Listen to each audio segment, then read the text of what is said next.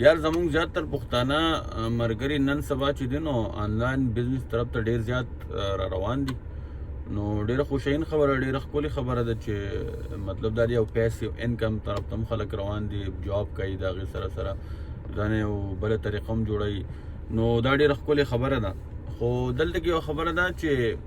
زیاتره خلک داسې دي چې یار هغه امیزان طرف ته را روان دي، او امیزان باندې ډېر زیات خلک داسې دي چې هغه پوهیږي، داسې دي چې هغه نه پوهیږي. مطلب داسې خلک دي چې هغو سره فاینانشل پرابلمز هم نشته، هغو په هغې پروسیس هم پوهیږي، هغو په هغې مطلب ایجوکیټډ هم دي. نو هغه په امیزان باندې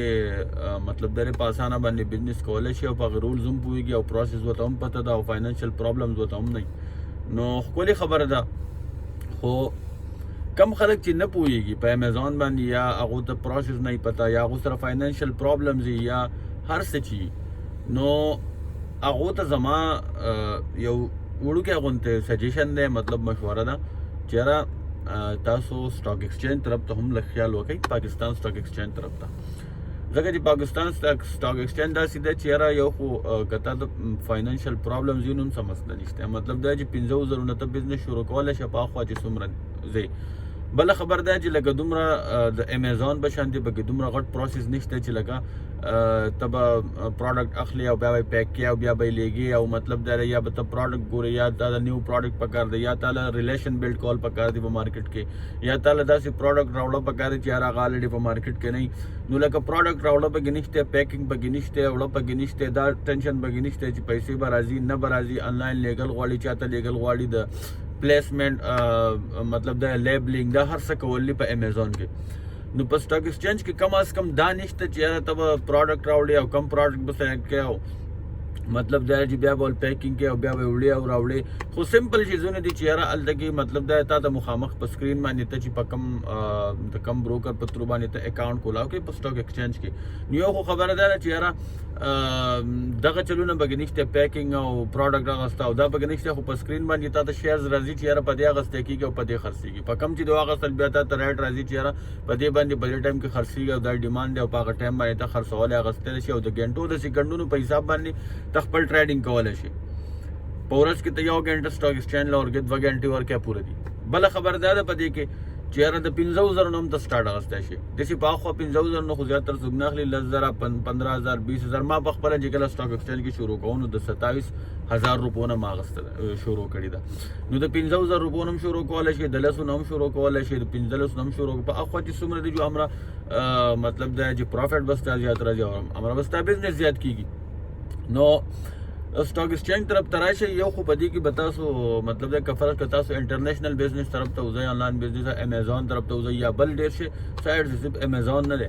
نو هغې ته چې تاسو وځئ نو دلته کې به هم چلی زده کوئ. بله خبر دا چې پیسې به هم وګټئ، په لږو روپو به ډېر روپۍ وګټئ. بله خبر دا ده چې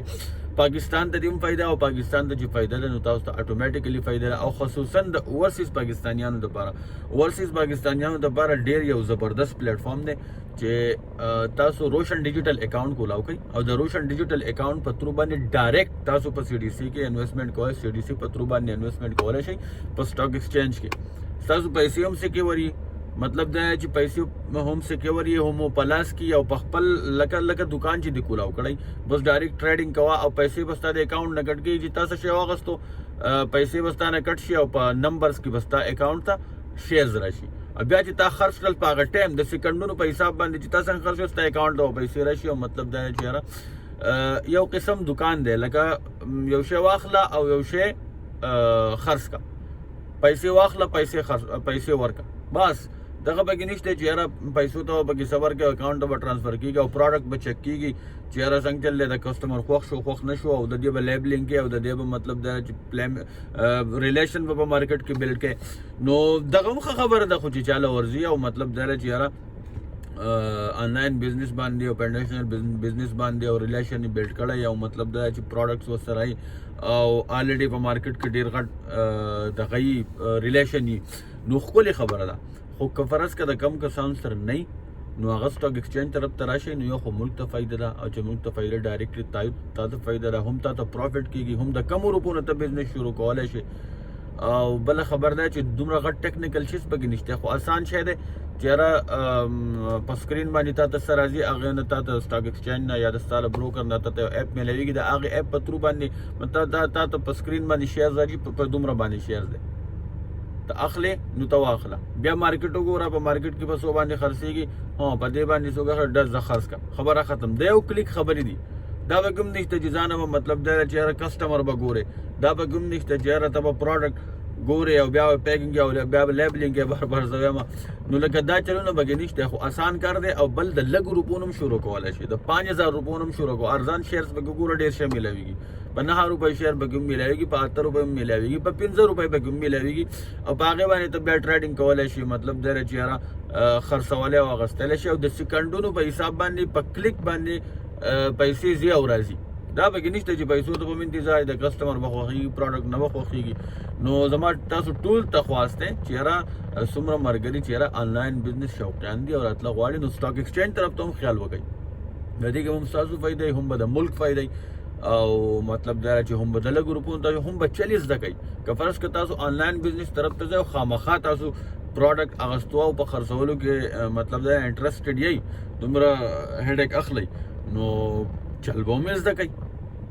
د آنلاین بزنس نو زما تاسو ټول ته دا مشوره ده چې یاره د سټاک ایکسچینج طرف ته لږ توجه هم ورکوئ نو یو خو ملک ته ډېره زیاته فایده دی او تا ته فایده ده